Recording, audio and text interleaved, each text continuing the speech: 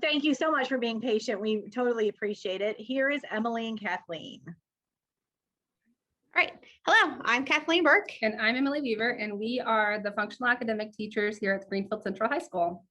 All right, as we started our Capstone project, we met with our team and we came up with or tried to identify some of the needs at our school. So need number one was that we have limited IA support, meaning we have limited applicants, or we have an influx of students next year where we're going to need much more support than what we have right now. We discussed that our need for effective inclusion, which included us trying to figure out what methodologies we want to use, what classes or teachers that we would like to target for effective inclusion. And then we also discussed our 18 to 22-year-old programming in terms of transition, which is how we're going to support life beyond high school for some students. And then we obviously chose to go with our transition programming needs. So our end goal for the whole project was really just to create a program for after their senior year. So they weren't just repeating the same classes over and over and over again. So just to create that 18 to 20-year-old student population and provide them with instructional and work-related activities and really get them ready for that real-world experience. So having the community experience as well as learning like the independent living part as well. So of course, with anything that you try, there are some bumps along the way. When we first started this program, it was discussed that we could possibly get an additional staff member. And then it turns out we were not getting that additional staff member to get our transition program up and running. Emily and I put together a list of courses that we thought would be fantastic. And then we were told that we might have to get some of those classes approved. Not that we thought that they would not get approved, but whenever GCHS is doing or offering classes that we haven't done in the past, the school board has to approve them. And then something that we had to really think about is that our students are going to fluctuate from year to year. And next year, our program really is going to be focused around a small number of students, but the consecutive years, those numbers are going to grow considerably. So as we were going about our project, we came across this quote, and it just said, if a child can't learn the way we teach, maybe we should teach the way they learn. And Ignacio Estrada said that, and we just felt like that really kind of went with our program, with our Capstone project, and we just really liked it, and so we wanted to share that with you guys. So as you look at the next couple of slides, you're going to see our process. And so we kind of did a 3-step process. So we're going to explain that.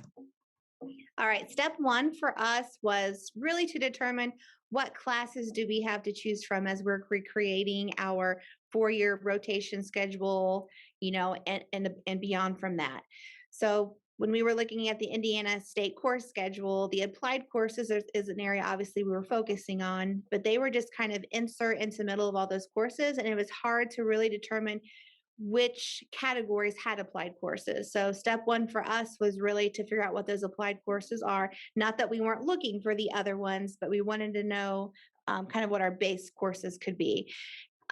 So with help from actually one of our instructional assistants, we pulled all of the applied courses out so that we had them in a pretty concise list. I'm not going to pull up the list for you right now, but if you guys want that as you're looking at our schedule, you can tap here and all the classes we pulled out, they'll be sectioned between the category that they're in: reading, science, social studies, and beyond.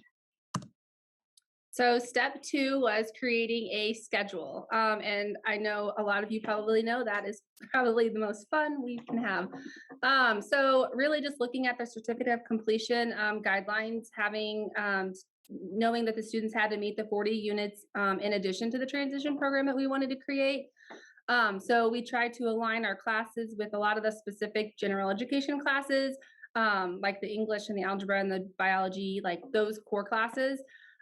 So we created a 1.5 teacher schedule. So what that means is, for example, this year we are run on a 1.5 teacher schedule. So I am full-time FA, and Kathleen is a half-time FA teacher, because on the other half, she does a resource caseload and works in the resource setting as well. So what we were kind of when we were told we were going to get a new teacher possibly, and that it was, we were told to create a 2-year teacher schedule so we could show the need for the support we were going to have. And that's when and we had talked to like Heidi and Meredith, and the ICE program is something that we really wanted to look forward to, look into.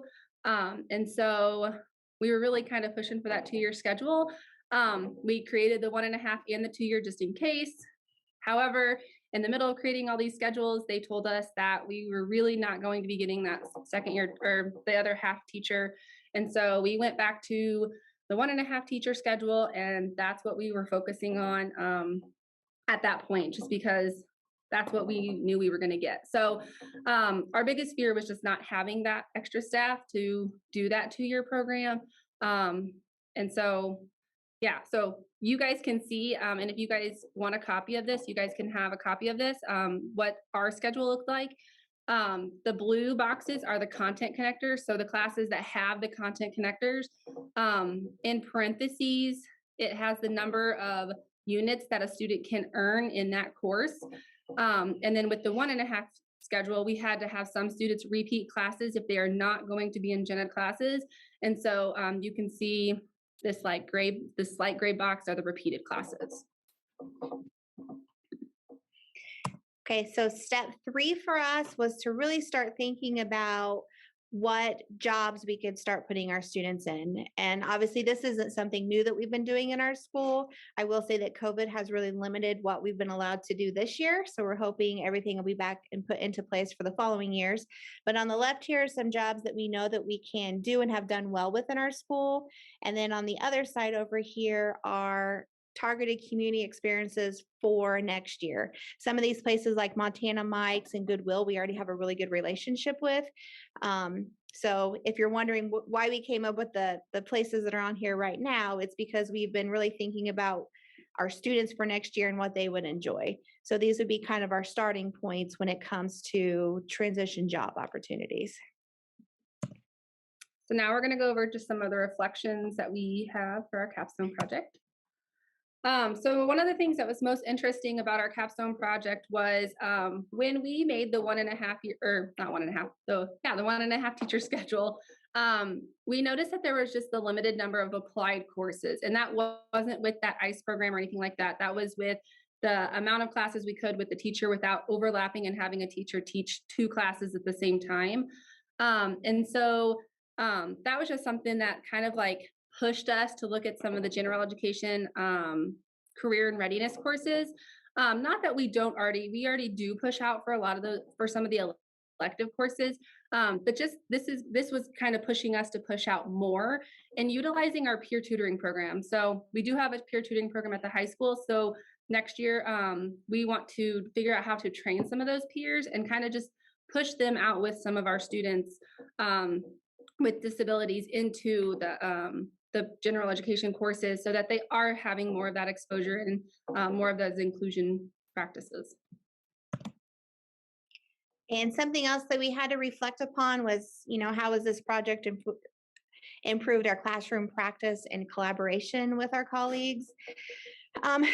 It's kind of forced Emily and I, we've had to really look at our current environment and our current staff and decide what can we do with what we have. So Emily and I have really looked at each other's strengths this year, and we have tried something that isn't really outside the box thinking, but in the FA program, we decided to co-teach this year, and that has turned out to be kind of a fabulous opportunity. Emily and I, we have found work really well with each other. We bounce ideas off each other. Where one of us obviously has a bigger strength, we focus and push in those areas. So I feel like that's been successful with us. So now we know how far maybe we can push each other and kind of manipulate classes for next year. We worked together and found a 4-year rotation that we feel is very educationally appropriate and really targets the students that we have. Something else that I feel has really kind of stood out is how much support we have. As we talk about transition and things that we want, you never know who's going to be there to support you through it. But everyone that we had be a member of our team, from administration to department heads to just other staff, we have a really good team base. so that we can keep moving forward with this, I think.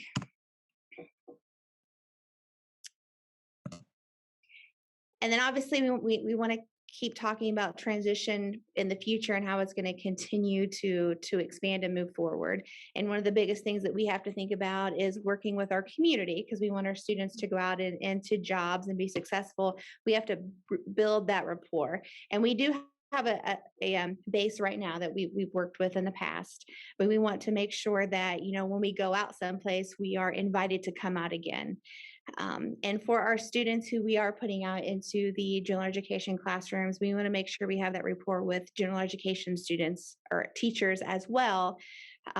We don't want them to feel like, you know, they have no say in how the classrooms go. So we want to make sure that that communication continues to expand there as well.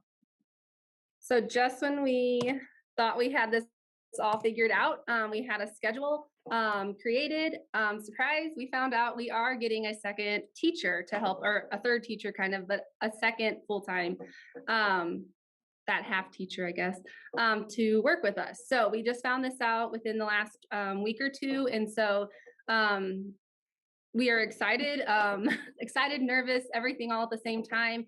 But now we get to go back to step one, where we created that schedule and look at that schedule and really kind of just go from there. So there's just a lot, there's a lot going on. So we're excited. And then now to just kind of move forward and see what that programming does look like next year.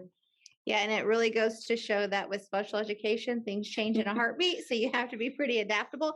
Sometimes it's fantastic things that come out of change. Sometimes it's not. But in this case, we're pretty excited.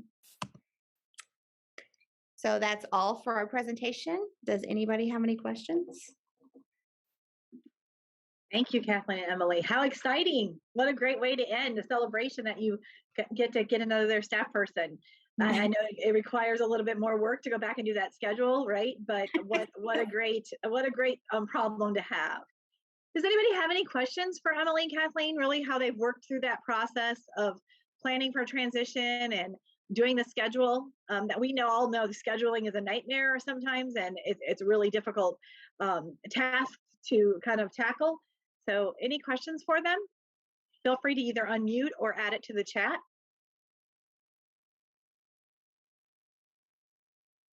While we're doing that, oh, go ahead. I was going to say, if you guys come up with anything later too, I think our email address is out there. You're welcome to email us and we can share anything that we've done. Right. And there's also the Padlet that will be always open for questions that we can add to as well. Kathleen and Emily, can you talk to us a little bit about, there's, you guys know, because I came in and talked with you about the transition program, and many of districts are looking to start an 18 to 21 program or to change it up, right? 22 program. And one of the biggest components really is making parents feel comfortable. So have you addressed parents in this process along the way? And, or if you haven't, what is your plan to do for that? Go ahead. Honestly, I don't know that we have a plan yet, just because it's been so new. With the 1.5 teacher, we didn't really know how we were going to talk about that, just because we thought it was just going to kind of look like this year. So now that we have the 2-year, I think it will be kind of pushed out there a little bit more. But we haven't really decided how to put that out there yet, because we really don't. I mean, we want to make sure we get a staff member. I mean, right, we're promised one, but we still have to hire somebody. So I think we're just kind of waiting to kind of see where that goes. But like even now, we've started looking at how to rearrange the rooms and where's this new staff member going to go. Like those are all the little kinks we're trying to figure out now. But I just imagine our parents and the excitement that they're going to have with it. So I do too. Sitting at case conferences, it seems like even when I'm sitting at an 8th grade conference as they're transitioning over, parents are already talking about their students being here beyond their normal 4 years. And I want students or parents to take a step back from that sometimes, because not all of our students need to be here beyond 4 years, especially for academics.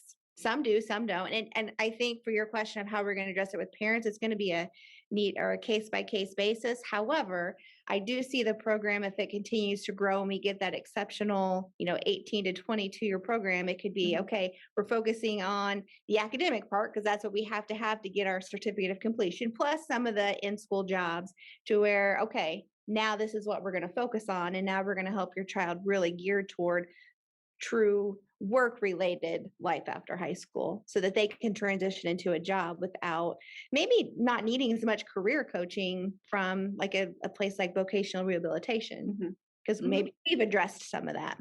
And we work with pre-ets.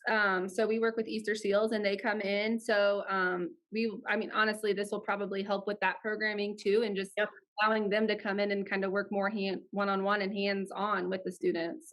So I'm just excited. Yeah, those are great ideas. Yeah. A couple of the programs I work with, they just kind of have a group meeting with parents just to talk about it and let them know what the vision is, what the mission is, and how that's going to go. The other thing it would be great is to promote it to your community. You're trying to grow that community base for jobs and different opportunities for your students in the community. So letting the community know that this is a new program and that you would like opportunities for students to have exposure in the community would be another great thing to think about as well. Okay. Well, thank you, ladies. I appreciate it. We are now going to set the stage for Carrie from Lawrence Township. She is going to talk about her capstone project, and her capstone project consisted of a virtual transition fair. So we're going to give her a couple of minutes to get set up. We'll let her share her screen and get set up. And Carrie, let me know when you're ready to go.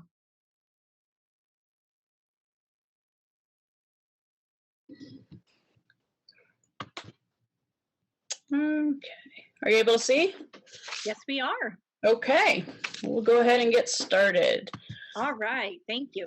Yes, ma'am. So as every meeting has started, I know that Meredith and Heidi always share their pictures, so I went ahead and put some on for all of you. It's a picture of myself and my wife. We just got married this past December.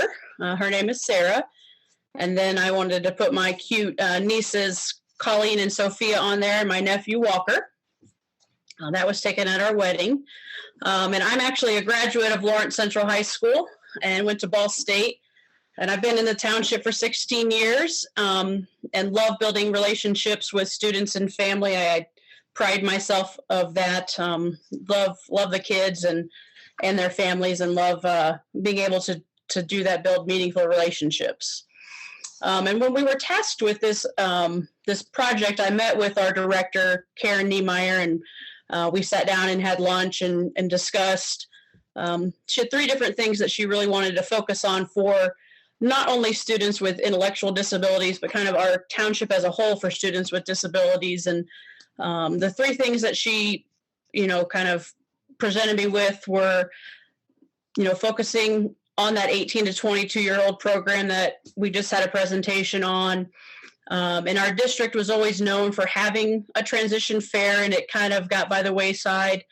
Or creating a document to provide some alignment starting at the beginning and going through high school, with alignment for assessments that teachers could quickly access, quicker than just going through an entire IEP.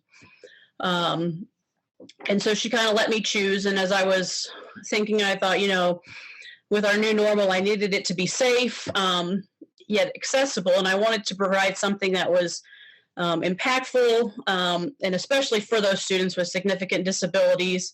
And I've taught elementary school. I've taught at our residential facility that's within our township, and at both high schools.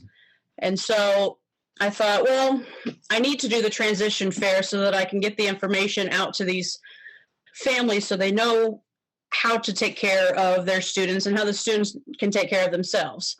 And so I began emailing organizations, sending text messages to people I knew, and just, finding information online from different organizations, and then setting up Zoom recordings because, again, with COVID, I knew that really face-to-face wouldn't work, and then doing a virtual transition fair, and speaking with Ms. Niemeyer about putting these out on our website so they were easier to access for our family.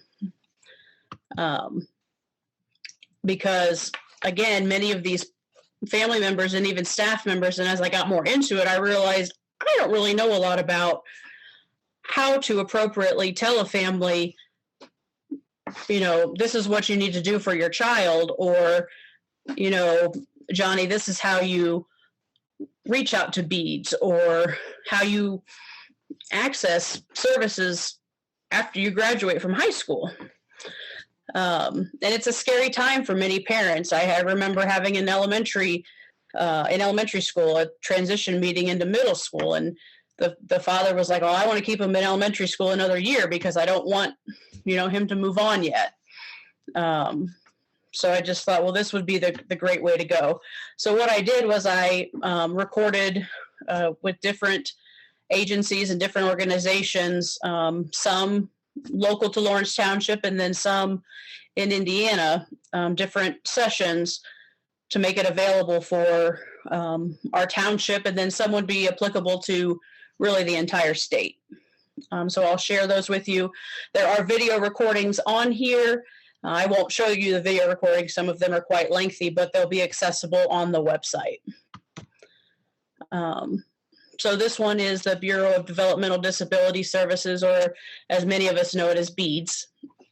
And this presenter, she just went through a presentation with me discussing the different waivers available, the Community Integration and Habilitation Waiver and the Family Support Waiver, and spoke about how to obtain those waivers and what is needed to get them. And they really provide services for those with intellectual and developmental disabilities, and want them to live as independent as possible. And she just really broke it down step by step on how to obtain those waivers, and really did a great job. And said she was available for questions if anybody needed them. So I thought it was really great. The next one is InSource. And this lady, Esther, many of us in Lawrence Township, especially Lawrence Central, know her. She was very kind, and she's actually an advocate, and will, go out and speak with the parents and come and sit in our conferences just to make sure that teachers are doing what they're supposed to do. And I know many of us as teachers can sometimes feel intimidated if an advocate is coming into our conference. But if we're doing what we're supposed to be doing, we don't really need to fear her. And that's, true for anything. But I looked on their website and they have so many resources. It was just unbelievable. And, they're located South Bend, but they've got advocates all across the state, and they've even got a training program for youth 14 to 22 that they do. There are webinars online, online courses that professionals can go through, parents can go through, and it's just a great place for parents to reach out and ask for help. I think even, a teacher could call and say, "Hey, I don't really understand this." If they weren't comfortable, maybe asking their department chair or something, especially if it's a newer teacher or something of that situation. But that was just a wonderful resource. And then the Arc of Indiana, which I was not really familiar with at all. This presenter, she spoke about the life course tools, which is only one thing that they have on their website. But this was started actually in 1956 by a group of parents of students with disabilities, just to advocate for other parents. And the life course tools is just basically, it's like transition assessments that we as teachers could use at the high school level and late middle school level for our IEP. So I thought it was wonderful. But they also have resources for every stage of life, beginning from infancy all the way through adulthood. There's a transition section from school to adulthood. And they believe that, you can raise a child with a disability to be self-sufficient and as independent as possible. And so leading parents to them to ask questions is also wonderful, because they are parents of kids with disabilities. So they would have a nice support group there. The next section, I actually was able to speak with an attorney who specializes in guardianship. I actually found this attorney through one of my parents who was using her at the time, Anna M. Howard of Severance and Howard. And she spoke to me about how parents can obtain guardianship of their children, and spoke about the differences of guardians of a state or guardians of the person. And she was just very genuine and talked about the different steps and had great information. So we can, send our parents there, not specifically to her, but give them information about what the steps are to get guardianship of their children should they need it. The next one is local in Lawrence, not local in Lawrence Township, but closer to Lawrence Township. It's actually just down the street from Lawrence Central, and it's called Outside the Box. And many of our students attend this once they graduate. They've got a day program. They offer employment services. They've got an art program and some summer camps. And this was just a fabulous interview that I was able to do. It was with the director, and then there were two participants there. One of the participants, he was actually 35 years old, but he was full of energy. And then there was a young lady, she was a bit younger, but they actually knew one of my students that I had that graduated a few years ago, and they just spoke highly of him. And just a great place to go and have fun and learn how to get along with others still. And it's just great. And they do commissioned art pieces. I know the student that I just spoke of, he has some pieces that he's made. Like he's selling socks, and they put it on some like coffee mugs and different things. And so it just continues along with what the kids have learned in school, and it just goes on and allows them to continue being part of the community. So it's great. And then the last piece that I did was a Village of Marici, which is local in Lawrence Township. If anyone's familiar with the old Fort Ben Harrison, this is where this is located. And we actually, it was a former Lawrence Township employee that was instrumental in developing this. This is a residential supported living and community integration place for those with developmental disabilities. It's just phenomenal. There are wonderful community programs, and some of them have kind of had to not happen because of COVID, but like was said before, hopefully COVID will go away and we can get many of them up and running again. But they have just done such a great job of including people with developmental disabilities. There's actually a married couple living together in one of the apartments, and this is just great to get people with disabilities in the community. So it's wonderful. And so what I've learned is this, it doesn't end there. It needs to continue. I would like to interview former and current parents because they've got a wealth of knowledge to pass on to parents now, to interview students because they can talk about what they've gone through. Teachers know things. There are other organizations and agencies out there to interview. And my director and I are working with district level administrators to push these videos out. We want to make sure that legally we're in line. We can put the website information of the organizations on our website, that all the technology pieces are in line. And we want to make sure that we're ensuring accessibility and accuracy so that everybody can access this information, and that we have forms in English and Spanish. We have a large Hispanic population in our township, so I want to make sure that we have that available as well. For me personally, this impacts everyone. Lawrence Township is a community, and the mayor of Lawrence talks about that. Our superintendent talks about that. Our principals talk about that. Everyone talks about that. We're a community.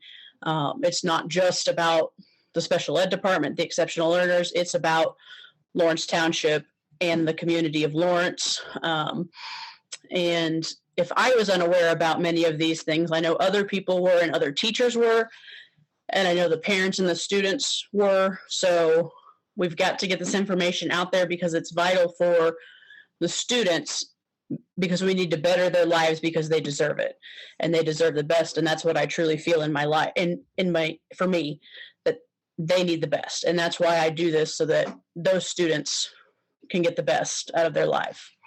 And I will just leave you with this quote that says, "The art of teaching is the art of assisting discovery." I'm there to assist them to find their passion and to help them along. And that is the end. So Great job, Carrie. Thank you for that quote. That's a great quote. I love how you were so frank and really shared with us about that. You discovered that you didn't know you didn't know a lot, or you didn't know some of it. And I think that's the case with so many of us for transition, right? We as educators, when we go to college and we become we go through the pre-service training, there's so much to learn, right? And we're learning about content or being instructional strategists, but those are the pieces that sometimes get missed, like how to really be a good transition specialist, because not all school districts have one. And so we as teachers have to do that. And I think it was great that you were honest to say that you didn't know it meant you learned a lot. So I loved your side about what stretched you. And I think that would be a stretch for a lot of us here. What a great toolbox that we can go back and look at information and resources for ourselves. And you were flexible during this virtual time that COVID, we can't all be together and all those things. We've really had to regroup and be flexible about how we train or how we access information. And that was a great job. How about any questions for Carrie?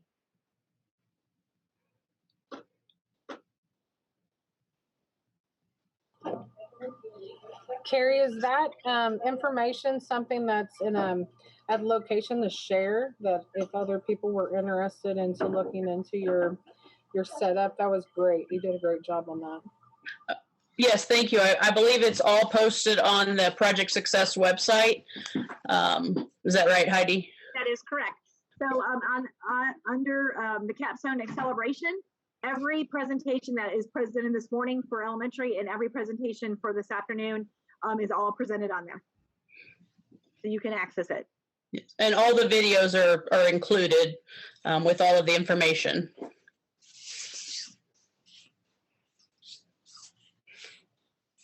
And I think, tell us, Carrie, so you said you want to continue. So what are some of your plans? I love the idea of interviewing parents and students, because I think you're right. They have a great different perspective that we can learn from, and a different lens they're looking through.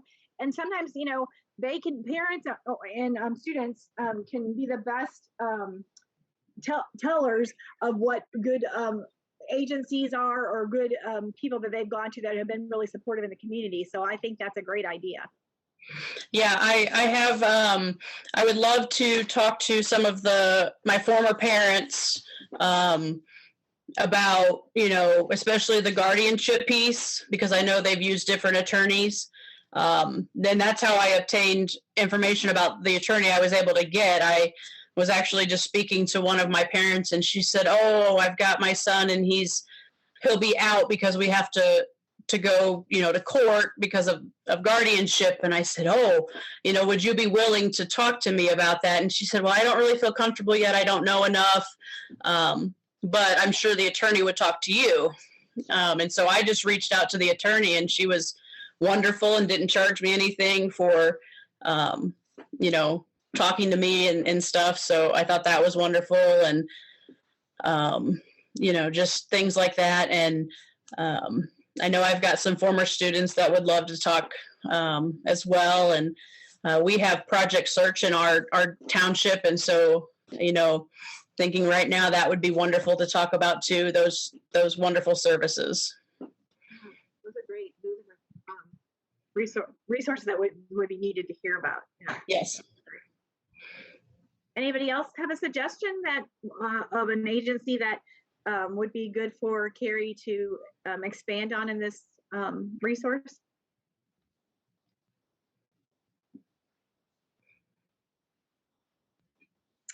Well, thank you, Carrie, once again. And like I said, this presentation will be on the website, so I think it would be great to access it. I think it would be great to show especially new teachers. I think especially if somebody moves into the state, beads for Indiana is very different than when I lived in Ohio. That's DDS is who, works with students and has waivers. Totally different agency and how they go about waivers. So I think for somebody new into the Indiana teaching field, that would be a great resource for them. So, all right. Well, thank you. Thank you. We now have the opportunity to hear about paraprofessional training and prep. So Jill McIntosh King is going to be talking about that. So I'm going to give you a couple minutes, Jill, to set up before your presentation. You've got about 5 minutes to set up. I will give you that 5 minutes so that we can kind of maybe take a break from the computer for a minute if you need to, stand up and maybe get a drink or whatever. But we will be ready to present in about 5 minutes. So go ahead and take it away. We're excited to hear about paraprofessional help.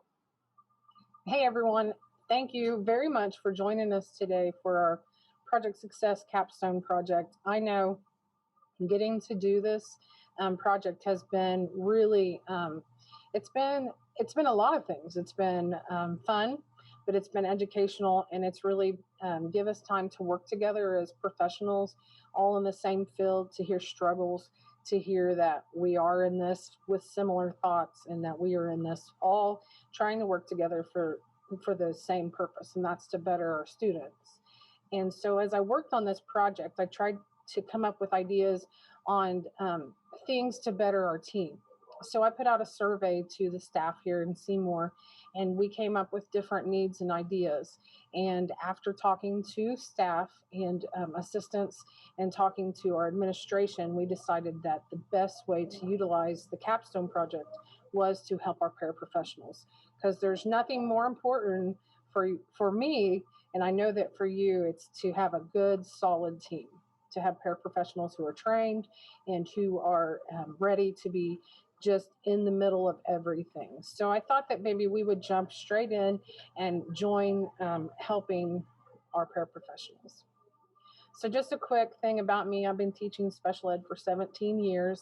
I've been Teacher of the Year a few times. I'm right now working with Project Success. I've been working through the Bloom Board Ambassador Program. I strongly believe in assistive technology and one-to-one devices. I've utilized it. I've seen it work. I'm a huge advocate for that. I think UDL is critical. It's crucial for this group. And I think that the only disability in life is a bad attitude. So why did I choose this? So I think paraprofessional connection is crucial, and I wanted to create a working resource. If your school is like ours, sometimes paraprofessionals come and go, or we have substitutes come in, or whatever the reasoning may be, they move to a different area. I think it's important to keep them informed and trained at all times. So I believe that a person who feels appreciated will always do more than what is expected of them. So you can access, I created a help page for paraprofessionals. You can access that through Google Classroom. I teeter-tottered on different ways to present that. And at first, originally, I thought we would just do a Google Drive. And as I started to do that, I thought Google Drive, it is wonderful, but it doesn't always notify them when things change or when something's been added. So I tried to look at different options for a training tool, and we already had Google Classroom in place. So I decided that I'd create a Google Classroom so staff members would log into their Google Classroom, and once they're in the classroom, then they'll just join the class using the join code. And how would they do that? When you turn on your Google Class and you join your classroom, at the top there's a join code, a class code. So if you wanted to add that class, or when the paraprofessionals join the class, they'll type this in, and then they're automatically entered as a student for the class. So how do you use the Google Classroom page? Once you've added it to the class, they can jump right in. So if right here on the stream, everything that's posted is right there for them to see. And that will help them. I think this is always available for them to come back to. So I want to get started and show you a little bit about what's on that Google Classroom page. So these are the topics that I've worked on so far. So words of encouragement, we all know that there's days where it's really rough. So I wanted to offer them the words of encouragement and other need to knows, technology, testing, accommodation tools, chain of command, documentation tips, responsibilities and duties, what is an IEP, behavior support, related services, academic guidance, confidentiality, and dress code. And there's a million other things we could add, but those were just a few. So when you get on the page, this is what you'll see. And you would just click directly on that topic that you're interested in. So here's an example under words of encouragement and other need to knows. There's a Google slide presentation that I put together. Here's one about habits that they could listen to. Here's one about my norms for my parents. Here's one of my life skills information, staff training PowerPoint. Any kind of goodie that you have can be added directly to a Google Classroom. So all that would be under the topic that they need to work on or learn about.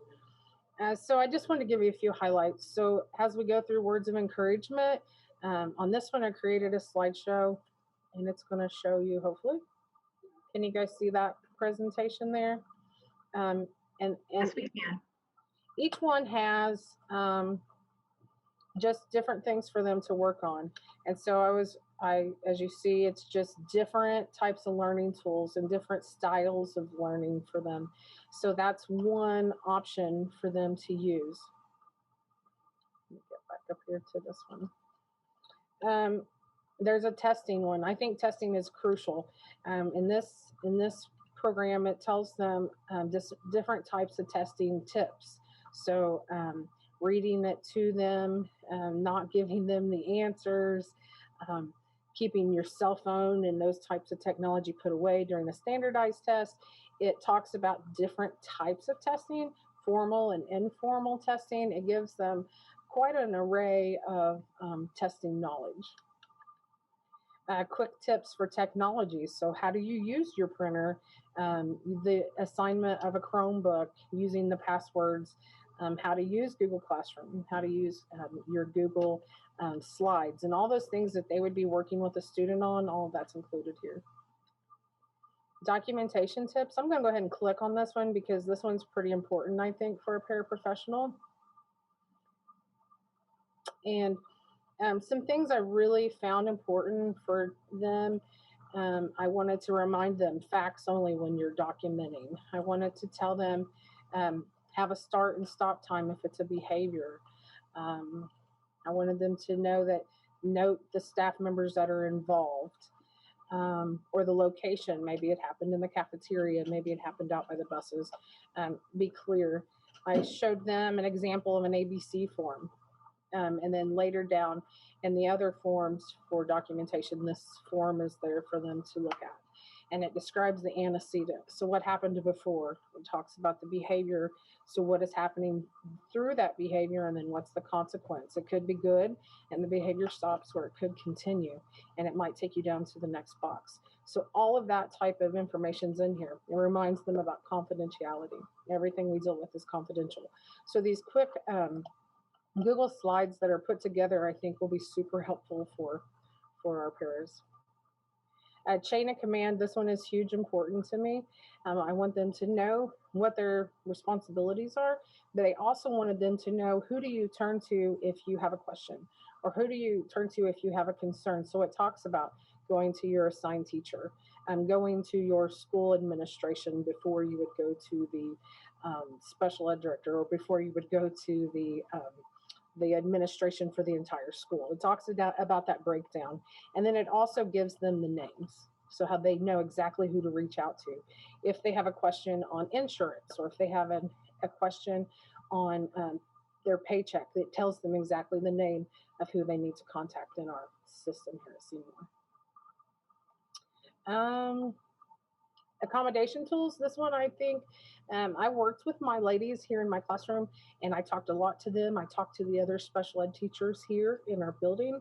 I talked to the general ed teachers on this one, and this one came out really cool. It came up with all kinds of ideas, as you see, and these are all included under those tabs in the classroom. So you could search right through, and you guys are welcome to utilize any of this at any time. But the difference between accommodations and modifications, I think we need to explain that to them. It talks about the content connectors and how they can even go and use those. This could be a good tool to even use for new teachers in the building. So using the HES matrix, how to chunk the work. It's got the visuals and the use of extra time. So all that is included into these presentations. And just a few more things through this. Related services, we don't often know. I found what a related service is, that even transportation is a related service, or occupational therapy, or speech, or whatever it may be. The descriptors and some of their jobs are listed in that. Dress code, I hate to say it, but you all know as well as I do, depending on the building, dress code can change and be different, but there are some professional dress ideas here. If that's something you're having an issue with, you could say, hey, just a reminder, I need you to go back and check out professional dress. We're going to do that next week. And maybe assign it to all the paraprofessionals at once, so you're not singling them out. What is an IEP? I think this one is super important. I tried to add a lot of detail into this presentation about the breakdown of an IEP, the confidentiality of this, and that it's legally binding. I tried to include the IEP at a glance. This could be something that our aides could go back and look at. So this one, I think, is pretty powerful if you're looking for something like that. Behavior support. This one was fun to make. And it talks about one person is taking the lead and one person is documenting, using your safe stance, trying to talk to them first and talk them out of the behavior before it escalates, being aware of your surroundings. Those types of things are included in this behavior support. Academic guidance, I want to make sure that we talk about this one. I thought a lot, and I've talked to a lot of people about how do we guide them to find that balance for our students. So this one was a quick guide. Don't give them the information. Help them, but don't hand over the answers. Prompt them, but don't provide the information. Prompt them to look. Give them those prompting questions. Encourage them, but don't enable them. Bottom line, we're here to find the able, not the disabled. So then the reminders: guide, help, prompt, and encourage. And I just wanted to remind them that it is hard to be a paraprofessional. It is hard to balance all of this, and that we together will figure it out. Even teachers struggle with that. So I think that was a really good project for us to work on. And then the confidentiality reminders. This one is super important for our aides. So this is something I really wanted to touch on and touch back on, about the use of names, the use of social media, the use of how you write their names or use their names in an email. All of that's public record. So being mindful of our confidentiality. So the benefits of Google Class, like I said, it's a working document. You can change and update things at any time, and I can add pieces here and there. All changes, though, would be sent through an email to show them that something's been updated or added, and this can be a continuous training tool. And then the paraprofessionals, they can refer back to the Google Classroom at any time, and then we can add any other topics, tabs, whatever we need to add, and make this a continuous growing tool for our paraprofessionals. So I believe education is the most powerful weapon that we can use to change the world. So together we are a team, and I thought that this was powerful. Together everyone will achieve more if we, as a staff, as paraprofessionals, as teachers, as students and parents, the entire team work together. So please feel free to reach out. This also, like she said, is on the website, and you're welcome to check that out. You have the join code if you want to join the classroom. Please do it anytime. If you'd like any of this information, you can email me here, or I'm at Seymour Middle School, and here's the phone number for that. And I thank you. I really, really thank you. This has been a fun project. Well, thank you, Jill. What an awesome job. It's such a great resource. We know that oftentimes that our paraprofessionals come to us and it might be the first time they've ever been in in that role. And oftentimes we might get 1 or 2 days of training, not even, right? Sometimes, and we don't, it's a lot of times they just learn by fire in the classroom. So what a great resource that you're going to be able to provide them with. And I'm sure many people will be looking up your presentation on our website so that they can really utilize that. All right, how about some questions for Jill or some comments?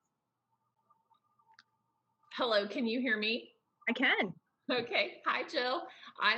I get to work with Jill here at Seymour Schools as her special education director. So I just had some comments. We're obviously very proud of Miss Jill. And she sent me all of this information earlier this week. And so I had emailed Jill back, and it sounded like you were willing. We do quite a robust summer professional development for our staff as a whole district. And so I'm going to have Jill talk with Jill to work on how we can get some of this incorporated into our summer professional development options. And I can attest to Jill has had a variety of staff with strengths and weaknesses in her classroom. And so when she chose this as her project, it was definitely something as a special education team across the district that folks struggle with or were interested in having more information on. So I was glad to see this project come together. And Jill, we're just so proud of you. Thank you for your hard work on this, and thank Project Success for the opportunity to have her participate. Thank you very much. Yeah, thanks for sharing. Yeah, you know, we're so excited today. I've been so impressed. I mean, I knew that they were going to do great because we've been talking to them all year long, but we've been so impressed today that to really think about, you know, teacher leader.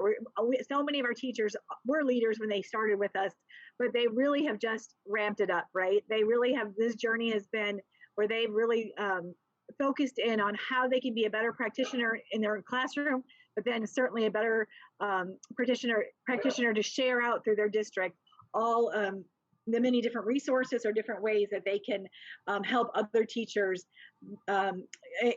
increase their practice for our students. So what a great opportunity to be able to see it all come to fruition today. Any other questions for Jill? Does anybody have any questions exactly how to access Google Classrooms if you've never used it before? Yeah, if you've never used Google Classroom, you absolutely should check into it. I do a parent training access folder. I do the Google Drive. And through this, I've decided I will turn that into a Google Classroom because, like I said, there's a lot of opportunity with Google Class. And then when my aides have been doing snow days or virtual days, they're asking me, what can I do? What can I work on? There's videos posted to this Google Classroom. There's different training tools. So this will give them also days like that something to work on, something to train to or refer to. That sounds awesome. Well, once again, if you have any other questions, Jill was so kind to share all of her information with us. Also on the Padlet, her information is there as well. So if you have had difficulty getting in for some reason later and you really want to dig in, a lot of comments in the chat are that you really can't wait to dig in. I teach at the pre-service level for educators, and I think this would be a great resource for many of them as well. So, well, we have one more presentation to wrap up our breakout room, and that is Angie.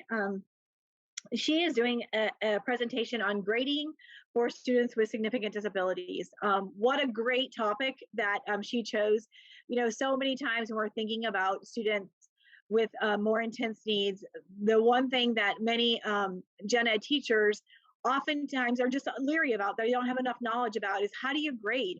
How do we collaborate? We certainly will, you know, be acceptable to have students in our classroom, and we would enjoy it, and we would really want them to be exposed and have access to the general curriculum, but we don't know how to grade. We don't know how to access their knowledge and make sure that we are being really good stewards of expressing knowledge to students. So Angie picked a great topic, and we're really excited to hear what she has done for this project.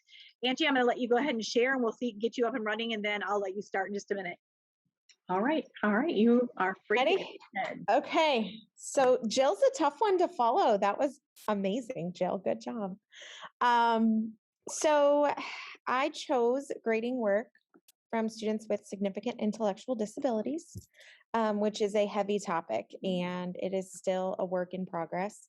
It is not something that is done by any means, but we're getting there. And so we started with what we know.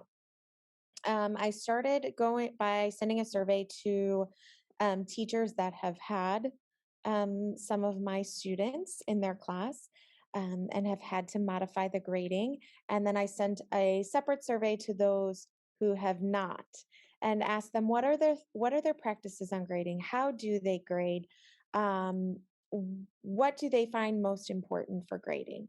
And it was a widespread answer. We found that um, people just didn't really know how to grade or how to modify the content. They had heard of content, some had heard of content connectors, some had not.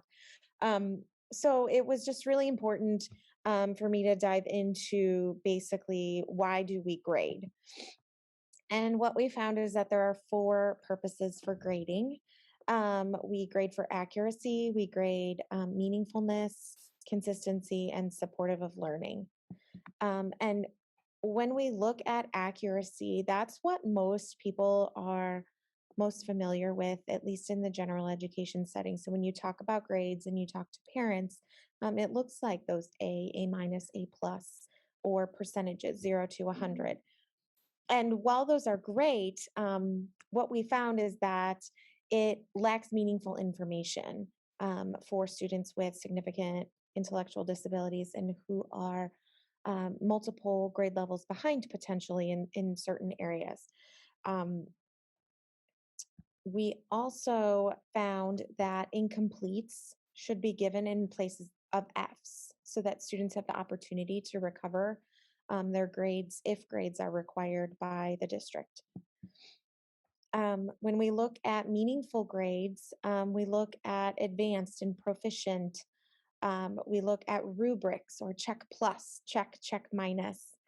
Um, what we found is that sometimes those are difficult for parents to interpret, that they are oftentimes misinterpreted as an A, a B, or a C, where it could just be a check is a complete. Um, so sometimes those are misinterpreted, especially by parents who weren't sure what the expectation of the assignment was. When we talk about consistency, it often looks like standards-based grading, but what we know about standards-based grading is that it's very time-consuming. And then when you take standards-based grading and mix it with content connectors, if your students are learning from both or can learn more than the content connector, it can be quite complicated. And not all grade books district-wide are set up for those types of standards-based grading. And then we found mastery grading and more standards-based grading were supportive of learning. Again, those are time consuming, but it aligns with the purpose of instruction and it is recommended for use of all teacher and all learning settings because it allows maybe not just algebra, you're doing great, you're getting a B or an A, but specifically what aspects of algebra are you struggling with? What skills do we have? What deficits are there? Where do we have splinter skills in our learning? So we have found that, grading that is supportive of learning has been the most beneficial for students. And so I just wanted to walk through really quickly some steps that through my research and talking with other general education teachers, we have kind of put together some steps and an example scenario. So our step 1 would be that the general education and the special education teacher would sit down and meet and clarify the purpose of the classroom grades. So in our example, I need to move my picture. Parents share, I'm on the wrong one. Sorry. Teachers discuss that the purpose of grading is to reflect accuracy, work effort, and progress, which is what I see with a lot of my students. They want them to get the answer correct because then that shows mastery and knowledge, but they also want them to progress towards that standard. And sometimes it's just a work compliance, a work effort that is most important for that specific student to learn. Then you want to clarify with the parents and talk to the parents and the student. What is the purpose of grading? What kind of grades would you like to see? Some students, I specifically have some students that, if you put a check on their paper, they're perfectly fine with it. Some want the percentage. Some want to know what they got wrong. Some don't want to see any marks on their paper. Um, do they want to know if they got something wrong? Do they not want to know? Can we kind of reteach them without them knowing that we're reteaching them? So, in this scenario, the parents share that they would prefer to see grades that reflect progress towards standards and their effort. So then we come to a mutual agreement for the purpose of the grades. And then we look at prioritized standards. And so that's where we're going to grade this student is on prioritized standards with separate grades for effort that can be put in as participation or however that is agreed upon with the team. And then you really have to examine the student's learning characteristics and the impact of the disabilities, the strengths, the limitations. So in this scenario, the student has a significant cognitive disability. This student specifically benefits when content is presented visually. He has some fine motor challenges, and so he requires some assistance from peers or an adult to complete the fine motor tasks, and he also uses an AAC device. And so when we look at that, we look at the current grading system and how can we make this grade more meaningful for the student? Do I need to break it down into multiple segments? Do we give an overall grade, but then in the notes of the grade, break it down into pieces? So that obviously the team decides that grading adaptations are necessary through prioritized standards. And so I put a link here for the prioritized standards through project success. And those are the blueprints that I give my gen ed teachers. And I let them know that, hey, sixth grade science teacher, when you are planning and when you're looking at where are you going to piece your academic standards into your lesson, let's connect and let's look at the content connector and let's break this down by skill. Here's a little flow chart that I found. Some of my general education teachers have been really, really strong in doing modified work on their own. Maybe they needed me for the first couple of years having students from the program, but now they are completely able to do it on their own. I give them this flow chart so that they are able to kind of think through the process on their own if they want, but I'm always here if they need. And then you select the adaptation. So in my example scenario, that we're going to use a balanced grading system. So the student will show essential skills, and they'll get a separate grade. So they'll get a checklist, and they have a science lab. So they get the checklist for the science lab, and a portion of the student's grade could come from whether or not they use the checklist. It could come from, did they add more detail? Did they fight back when they had to correct something or edit something? And then prioritization would be what part of this do we want? Is there a part of this that we need to count more than the other parts of the grade? So, I mean, you can see it can get pretty in depth and it can be quite time consuming. And then you just want to make sure that you're documenting that in the IEP, how you're grading. Make sure that the IEP reflects the adaptations used for grading. And then make sure that you're reflecting on that too. How did that work? Was it meaningful? Was it supportive of learning? And go ahead and begin that implementation. This is something that I created. Some teachers in our building are using content connectors and standards-based grading. Some are using more accuracy and mastery. In our progress monitoring reports, we use narratives. And obviously, these are just sample narratives. We do get more specific with data in there. And then the rubrics, if there's a project that a student is doing or a paper, we may go through and say, okay, we might give them the student an outline. Okay, slide 1, the title and your name. And so then they can just follow along with that rubric.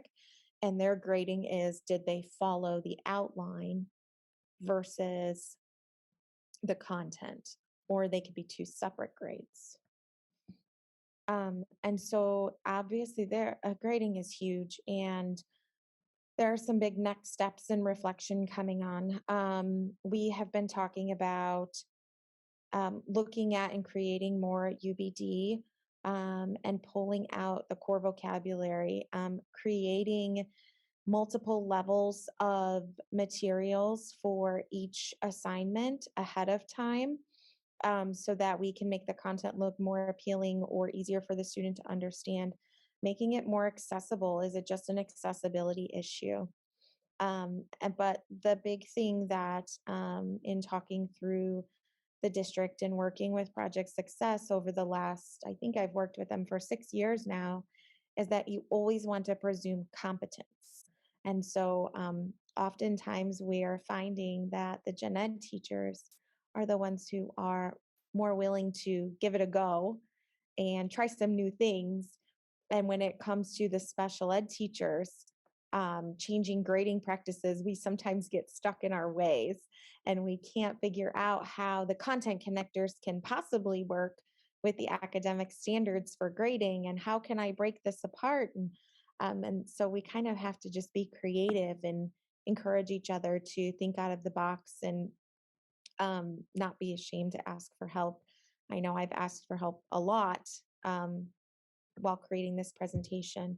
So here are a few resources, the project success blueprints, and then also there is a document about inclusive grading in here. And I wanted to share one other thing. This was just an example, and I might have to stop and then reshare.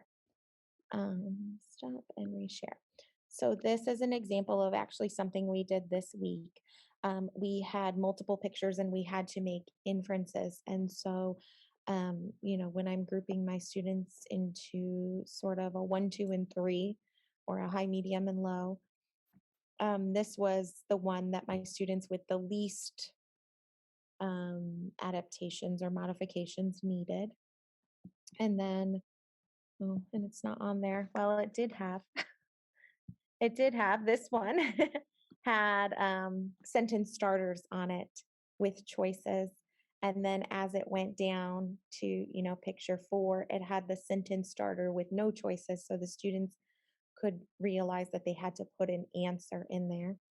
And then I have some students who are more visual learners with less fine motor, and they were able to choose out of 2 visual choices, because they're not strong readers, but they were able to make choices. And all of these ways that they were able to show me mastery or and competence about what we were learning were all acceptable.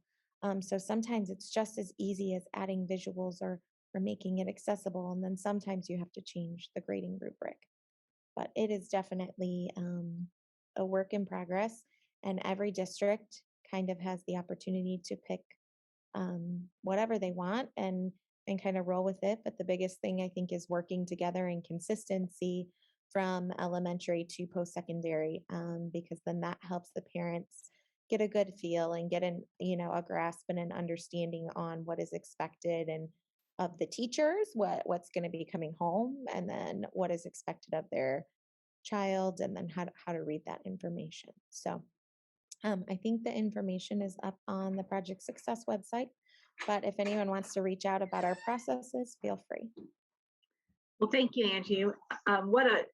what a tough topic, right? It's like I said at the beginning when I introduced you, this is, us going in, coaching with teachers. This is one of the key things that we always get asked about. And I've worked with a couple of districts where we've kind of set some protocols and kind of like some guiding questions and kind of a template when they're thinking about looking at grading. And we've utilized that many times so that teachers feel much more comfortable. So what kind of questions do you have for Angie? She gave us a lot of different examples and details of how she goes through the process of grading, and even how to modify or adapt or just accommodate some assignments or grading. Does anybody have any questions for Angie? Okay, if you don't have any questions, let's talk about this. We have some time. So how is grading happening in your district? Maybe we could give Angie some examples of how it's happening in other districts, or we can have a discussion about what are some needs when we're talking about grading.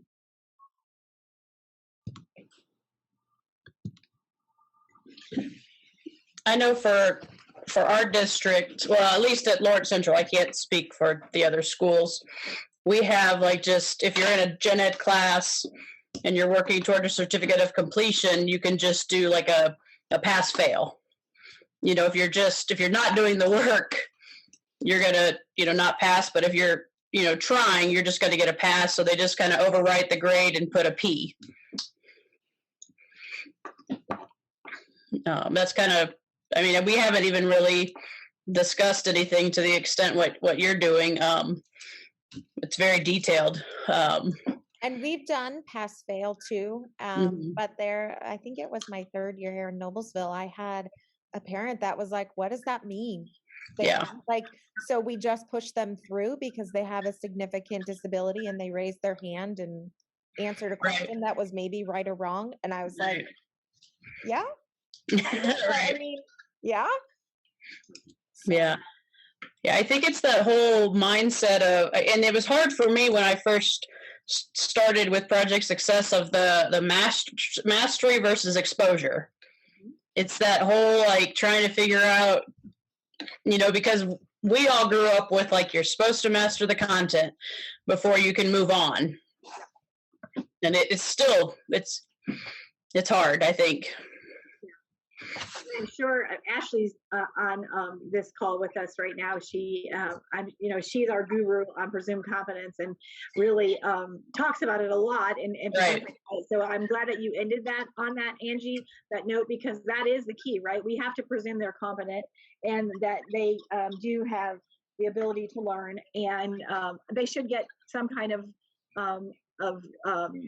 documentation of that, right? And I do think, Carrie, you talked about pass or fail. Is that just for your applied skills classes, or when students go out to inclusive classes, do they get a grade? No, right. It's interesting. I find it interesting. So it's in the gen ed classes, we do the pass fail, but then, and I don't know that I agree with this.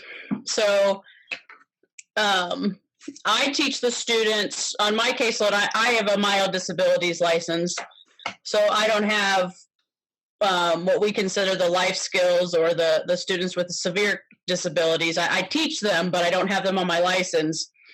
So it's kind of discretionary up to the teacher of record as far as our classes, our applied classes, if they get a pass or fail.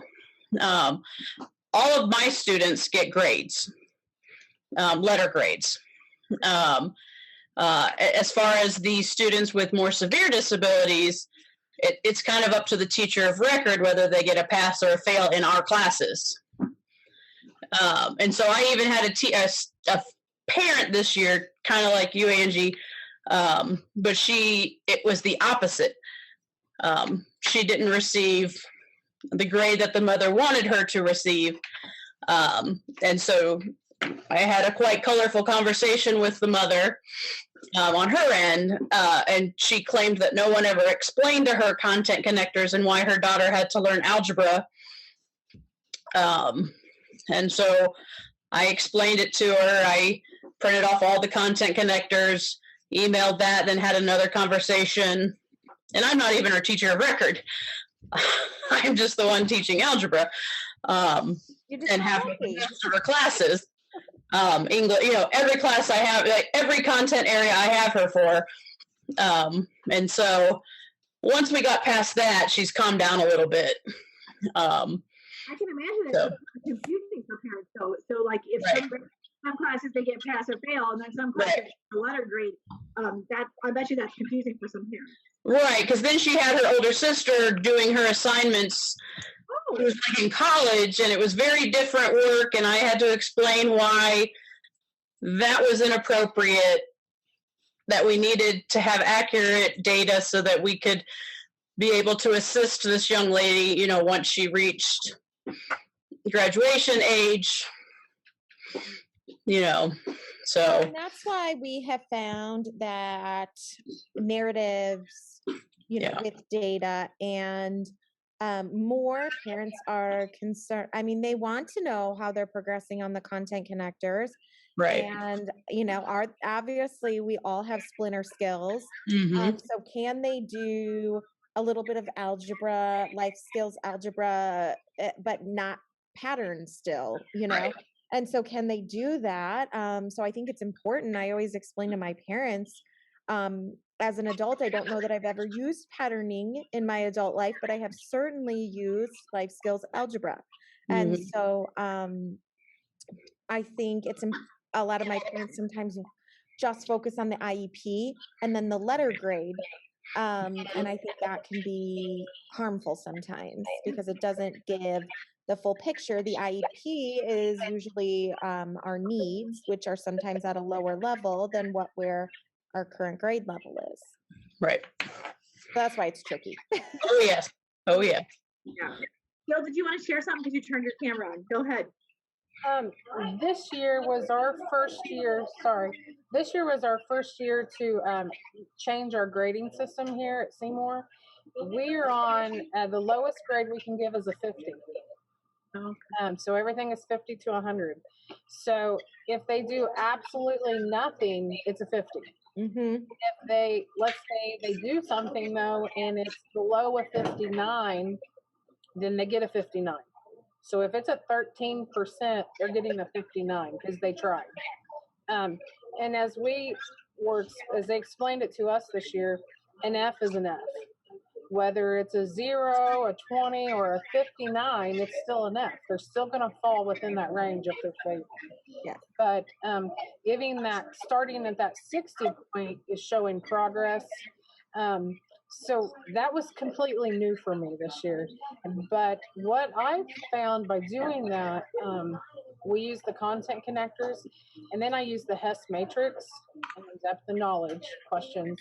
And I just kind of pick and go to my content connector, and then I can adjust with my HES matrix, and we kind of just do a rubric of this is what they need to accomplish. It might not be what everyone else is doing, but this is their rubric. And by creating the rubric using those tools of content connectors and HES matrix, other teachers are now like, oh yeah, this works. And it's kind of teaching them to just pick and choose what is the most important. But we kind of use those tools to create a short rubric, and that is what we expect from our students. So it's been very different. We got a long ways to go with it. If we had time to do a breakdown of each important skill and create a quick rubric, I think in the future that'll be a quick, helpful tool to use. Just haven't had time. Well, and one other thing that I had a teacher who was really stuck on everything she kind of gave was out of 10 or 100, out of that, a multiple. And so she was kind of really stuck on that. And she said, I don't know how to do this. And I can't make a separate assignment, and I can't, she had a lot of obstacles. She was a veteran teacher and kind of stuck in her ways. And so what I did was create sort of a modified thing. And so if the student got everything right and no additional, no minimal prompting, it was a 10 or whatever that multiple was, so that she can put that number in the grade book. And I sort of gave that narrative rubric to my parents. So if you see a 10, a 9, an 8, or a 7, and I never really gave them lower than a 7, or they got an incomplete or like a missing, if it was missing, so that I knew that we had to go back and do it. But a 10, 9, 8, or 7. Great. Those are all great examples. Thanks for sharing. I would encourage you guys to connect, as you continue creating those rubrics or those templates so that you guys can share those. Any other questions for anybody who's presented today? Kathleen and Emily, Carrie, Jill, or Angie that we want to share before we go back to the main room? Thanks, guys. You did a great job. Awesome work, and so excited to be able to share the information that you shared with us today.